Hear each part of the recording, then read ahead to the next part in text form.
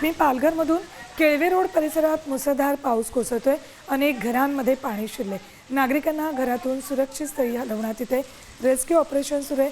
अनेक घरांमध्ये पाणी शिरलेले, पाण्याचा वेगही मोठा आहे, त्यामुळे केळवेतल्या या घरांमध्ये अडकलेल्या नागरिकांना सुरक्षित बाहेर काढणं सुरू आहे।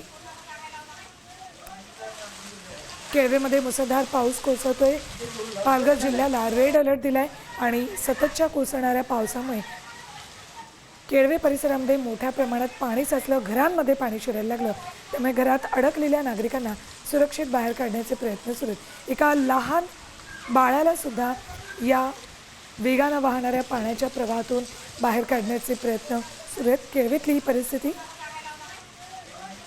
अपडेट्स घेऊयात आमचे प्रतिनिधी रुपेश पाटील यांच्याकडून। रुपेश, किती जण अडकलेत आणि कशा पद्धतीनं त्यांना बाहेर काढणं सुरू आहे? नक्कीच गेल्या 2 दिवसापासून पालघर जिल्ह्यामध्ये मुसळधार पाऊस जो आहे तो पडत आहे। त्यामध्ये विशेषतः सफाळे आणि केळवे परिसरामध्ये पावसाचा जोर जो आहे तो वाढलेला आहे।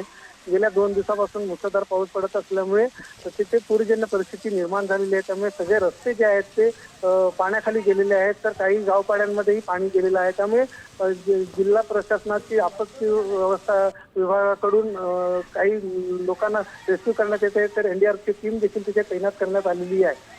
ठीक, धन्यवाद रुपेश संपूर्ण माहितीसाठी।